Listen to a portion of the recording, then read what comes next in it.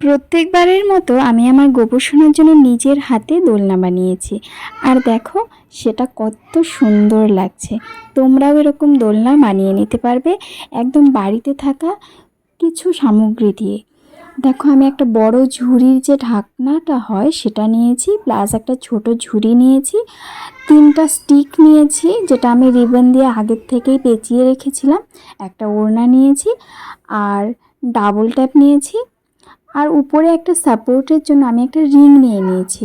সেটা পুরোটাই অপশনাল। তো তারপরে আমি 3টা স্টিক সেই ঝুড়ির যে ঢাকনাটা নিয়েছিলাম সেটা 3 দিকে নিয়ে আমি সেটা বেঁধে নিব খুব ভালো করে। মনে রাখতে হবে খুব টাইট করে বাঁধতে হবে, আর জিনিসটা যেন একদম শক্ত হয়। তারপর দেখো উপরটাও বেঁধে আমি সেই যে রিংটা নিয়েছিলাম রিংটা দিয়েছি ফর সিকিউর। তারপর আমি যে ওড়নাটা নিয়েছিলাম সেটা দিয়ে নিচটা আমি সম্পূর্ণটা কভার করে নিয়েছি। তারপরে দেখো আমি যে ঝুড়িটা নিয়েছি সেই ঝুড়িটা এই আর্টিফিশিয়াল ফ্লাওয়ার দিয়ে আমি পুরোটা কভার করে নিয়েছি। আমি সেলাই করে নিয়েছি, তোমরা তোমাদের সুবিধা মতো কভার করতে পারো, যেভাবে তোমাদের সুবিধা হয়। দেখো এখন ঝুড়িটা খুব সুন্দর লাগছে। তারপর আমি এই ঝুড়িটার ভেতর দিক দিয়ে 3 দিকে 3টে সুতো বেঁধে নেব। আর মনে রাখতে হবে এক সাইডটা একটু বেশি ফাঁকা রাখতে হবে, সেটা ফ্রন্ট সাইড হবে।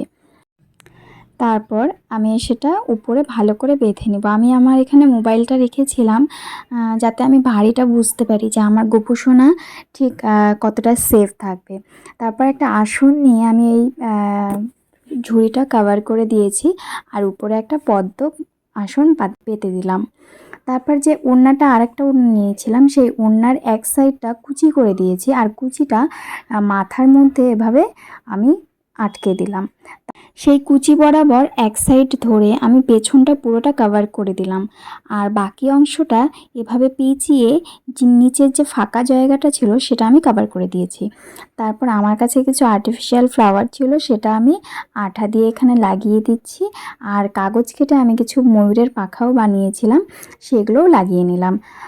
এটা পুরোটাই অপশনাল, তোমাদের মন মতো তোমরা করতে পারো। তারপরে এই ঝুড়িটা একটু দেখা যাচ্ছিল জন্য আমার কাছে একটা লেস ছিল, সেই লেসটা আমি ডাবল ট্যাপ দিয়ে লাগিয়ে নিয়েছি। তারপর দোলানোর জন্য আমি এখানে একটা থার্মোকলের বল দিয়ে একটা মালা গেঁথে নিয়েছি আর সেটা লাগিয়ে নিলাম।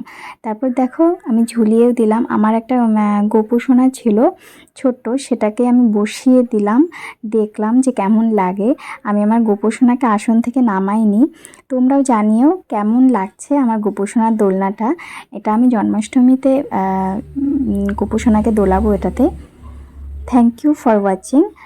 ভালো লাগলে একটা লাইক আর কমেন্ট করে দিও। Thank you so much. Tata.